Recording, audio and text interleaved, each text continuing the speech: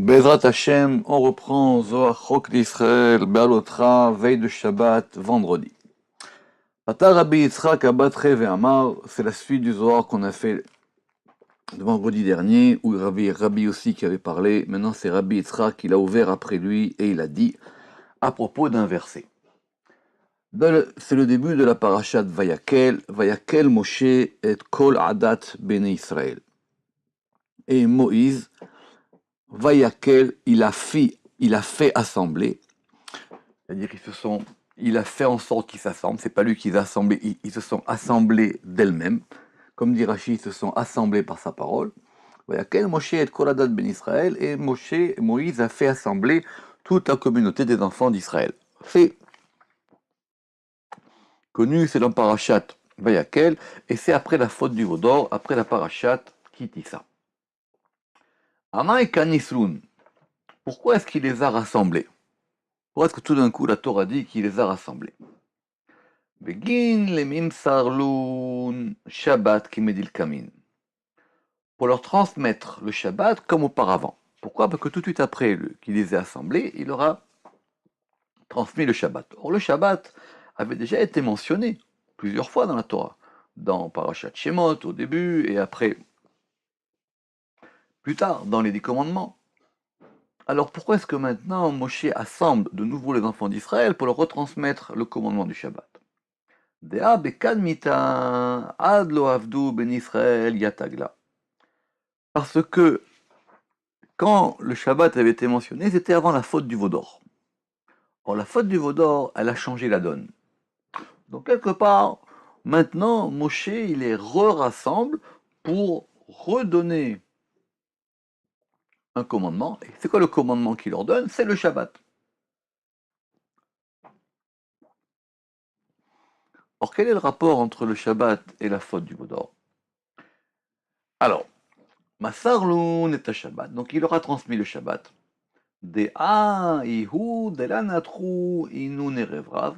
Et c'est cela que n'avaient pas gardé ceux du Erev Rav, ceux du grand mélange. Comment on va comprendre ça? D'abord, on va comprendre le fait que la faute du veau d'or, d'après le Zohar, elle est en grande partie due à ce fameux Erev Rav, ce grand mélange de population qui était venu avec les Bnei Israël d'Égypte. Et alors? Et le Zohar ici attribue que l'une des fautes du Erev Rav, c'était de n'avoir pas gardé le Shabbat. Kivan deshamu beni uven beni Israël. Et pourquoi? Pourquoi est-ce que le Erev Rav, ils avaient un problème avec le Shabbat? Parce que quand en Shemot 31, Dieu avait dit que le Shabbat était, puisqu'ils entendirent entre moi et les enfants d'Israël, Kivan deshamu beni uven beni Israël, Amrou ve'anan miladan itmana minan. Ils dirent, et nous, cette chose nous est enlevée. Alors, ça pose beaucoup de questions. Ce grand mélange, il s'est agrégé aux enfants d'Israël qui sont sortis d'Égypte. D'après le Zohar, c'est eux qui ont fait la faute du veau d'or pour des raisons assez complexes, mais ici le Zohar met l'accent sur le Shabbat. Et l'un des aspects, ou l'aspect fondamental de leur rébellion, c'est que quand le Shabbat était donné, Dieu a dit, le Shabbat, il est entre moi et les enfants d'Israël. Et eux, ils se sont sentis exclus. Première question, c'est de dire, de toutes les manières, s'ils ont été intégrés aux enfants d'Israël, alors pourquoi est-ce que quand Dieu a dit béni ou ben béni Israël, à propos du Shabbat, que le Shabbat est une alliance, c'est l'intimité de Dieu avec Israël, alors pourquoi eux, ils se sont sentis exclus? Le Matok Midrash il ramène ici, je ne sais pas d'où il vient ce pérouche, qu'ils ont refusé de respecter le Shabbat parce qu'ils ne pouvaient pas recevoir cette âme supplémentaire du Shabbat. Ils étaient agrégés aux enfants d'Israël, mais ils se sont sentis exclus du Shabbat parce que c'était pas simplement du commandement du Shabbat, c'est qu'ils ne recevaient pas ce degré supplémentaire de l'âme qu'on reçoit le Shabbat.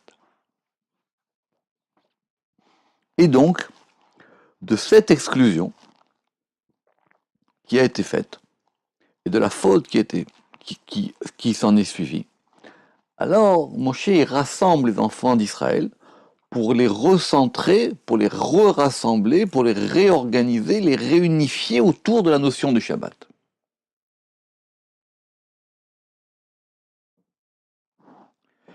La preuve que c'est dû au Shabbat, Miyad, tout de suite après que dans la Torah, en 31-17, il est marqué à propos du Shabbat, Béni Oven, Béni Israël. Comment est-ce que commence la faute du veau d'or? Vayakel Ha'am al Aaron.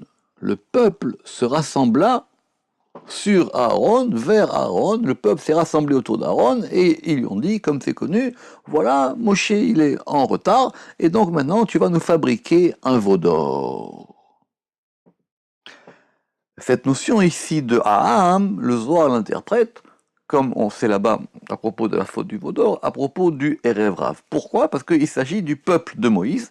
C'était la discussion que Moshe a eue avec Dieu, parce que Moshe ne voulait pas exclure les rêves raves. Moshe a dit je veux les prendre avec moi et Dieu a dit non, moi écoute, je pense que c'est pas la peine, mais c'est Moshe qui a décidé de les intégrer au peuple d'Israël. Et la faute, elle vient d'eux. Mais le Zohar continue, Veit Mashechu Segi'in Avatrayu, mais ils ont attiré, et un grand nombre fut attiré derrière eux, ils ont attiré un grand nombre des enfants d'Israël avec eux dans leur suite à propos de leur faute. Les bâtards des mitou, inun des mitou. Après que moururent ceux qui moururent, après que ont été morts tous ceux qui ont été morts dans cette fameuse faute du veau d'or, Kanish Moshe livni Israël bilchudeu. Moïse maintenant il rassemble uniquement les enfants d'Israël. Veyaivlun Shabbat kimedil kamin, et il va leur donner le Shabbat comme auparavant. Adaou dirtiv, et c'est ce qui est écrit, Sheshet Yamim Ta'asem Elacha, Ubayom Hashivi Yelachem Kodesh, 6 jours sera fait le travail, et le 7e jour, il y aura pour vous sainteté. Autrement dit, on réorganise le peuple d'Israël autour du Shabbat et autour de la sainteté du Shabbat.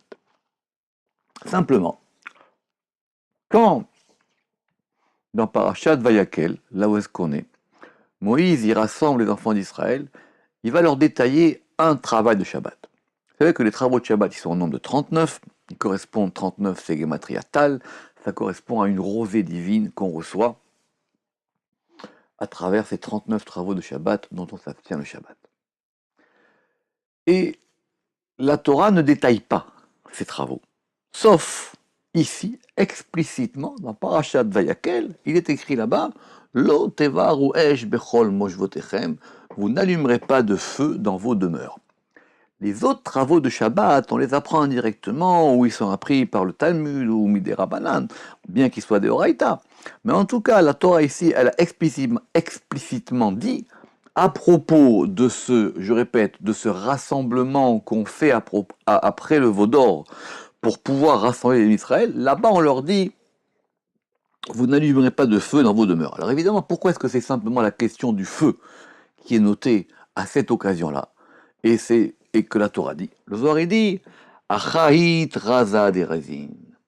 Ici, il y a un mystère des mystères, les inun de yade chochmataïla, pour ceux qui connaissent la sagesse supérieure.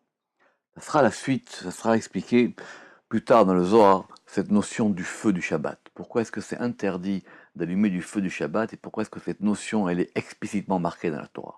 Parce qu'il y a quelque chose dans le feu.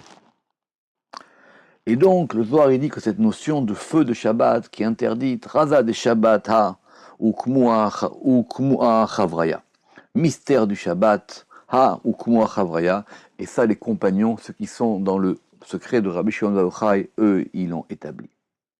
Aval razada itmesar lechakime elyonin. Mais ce mystère, il était transmis aux sages supérieurs. Pourquoi? Deha Shabbat raza ilaahu. Parce que le Shabbat est un mystère supérieur. Et c'est autour du Shabbat que se fonde la communauté d'Israël et la sainteté d'Israël. Shabbat Shalom Lechulam.